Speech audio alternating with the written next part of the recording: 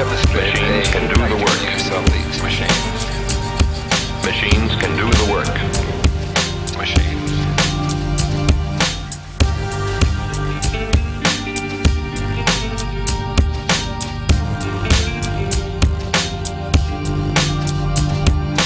Feeling of movement, feeling of traveling, rather exciting.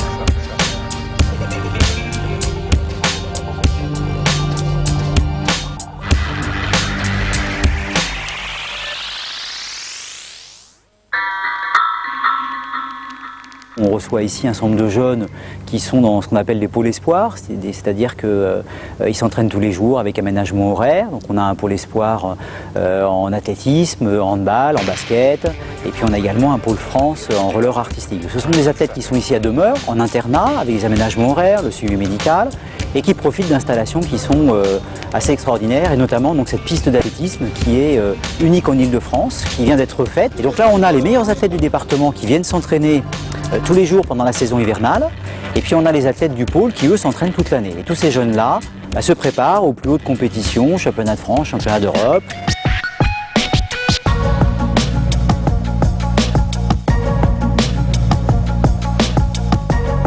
Je m'appelle Inda Greta Nchiri. Mes spécialités sont l'heptathlon et le triple saut. L'hiver dernier, j'ai fait première au championnat de France à Bordeaux. Ensuite, l'été dernier, j'ai fait 5e à la longueur au championnat de France.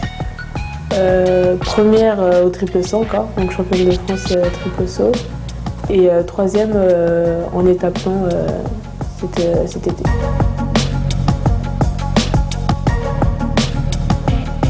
On va en cours toute la journée. Puis quand on a fini les cours, ça dépend de ceux qui ont un entraînement à 5h30 ou plus tôt, mais après les cours, on va à l'entraînement. Ensuite, après l'entraînement, on se douche ou sinon on va directement manger et après on va se doucher pour aller à l'étude, des heures d'études qui sont obligatoires pour faire nos devoirs, pour avoir quand même quelque chose à côté du sport, quoi. Ils mettent vraiment l'accent sur les études, quoi. Du jour au lendemain, on peut être blessé gravement et plus faire de l'athlète. Donc, faut pas croire que dans notre vie, il n'y a que l'athlète et l'athlète. C'est assez difficile parce que ça prend beaucoup de temps, en fait, ta vie personnelle et donc en fait, on ne sait pas trop que faire de ce sport, quoi. Si tu dois arrêter ou continuer, mais il y a toujours quelqu'un qui sera là pour dire non, il faut continuer. Tu sais très bien que c'est ta passion, il faut te donner à fond pour réussir dans ton sport. On a envie d'être la meilleure et la concurrence c'est entre les filles, quoi. Et genre, un week-end dernier, il y a une fille qui m'a battue, le week-end d'après à une compétition, tu dis ah non, aujourd'hui c'est moi qui te bats sur la course, hein, tu passeras pas devant moi. C'est la niaque, il faut avoir la niaque pour faire ce sport. Ouais, mais comme je me fais arracher les dents, donc je sais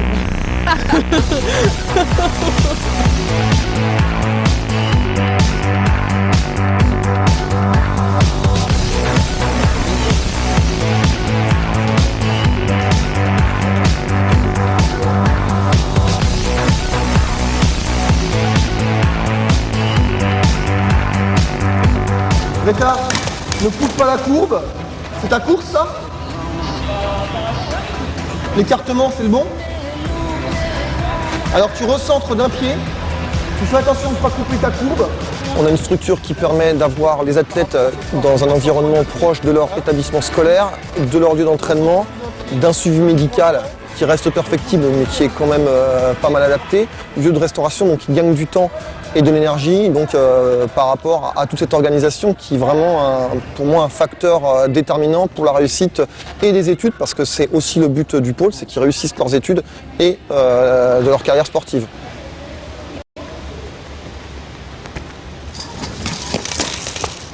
T'arrives, tu poses ton pied et t'es déjà parti vers le sautoir. Je veux que tu attendes. Ton intention n'est pas d'aller sur le tapis, ton intention est de monter et d'avancer. Et pas de partir sur le côté. Pour ça, je pose mon pied, je soulève. Ok? Ne te précipite pas, prends le temps de faire les choses.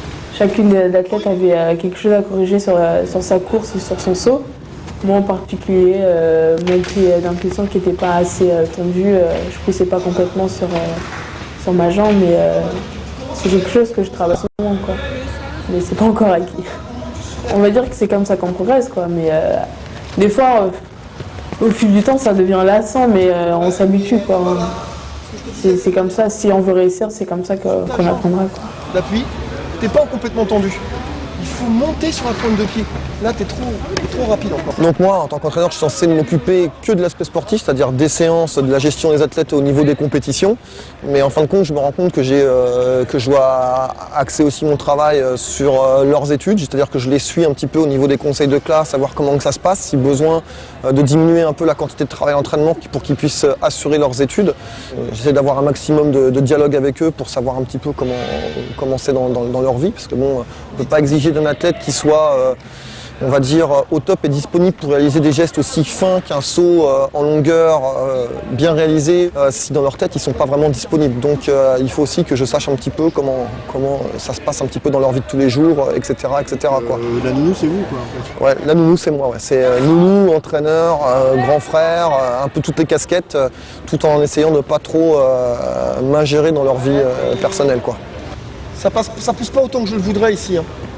Les épaules passent en avant, après tu sors ta jambe, j'aimerais que tu prennes encore plus le temps de pousser là, c'est trop rapide.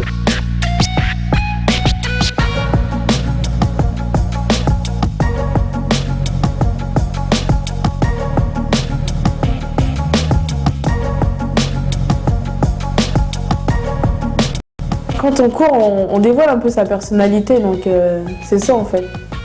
Je pense que c'est chacun a sa manière de courir, parce que ça dévoile sa personnalité, donc c'est ça, quoi. Moi, je pense que quand je fais mes épreuves ou mon triple saut, c'est ce qui dévoile ma personnalité, et que des fois, quand je rate, c'est que ce jour-là, j'étais pas en forme et j'étais fatiguée, ou il y a eu quelque chose dans ma tête qui est pas passé, quoi.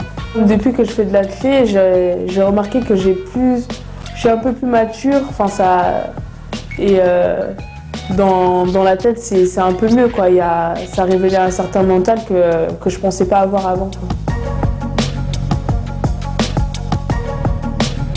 C'est chercher le mouvement parfait et le recommencer, enfin toujours perfectionner le mouvement pour après le jour J arriver à faire la course parfaite.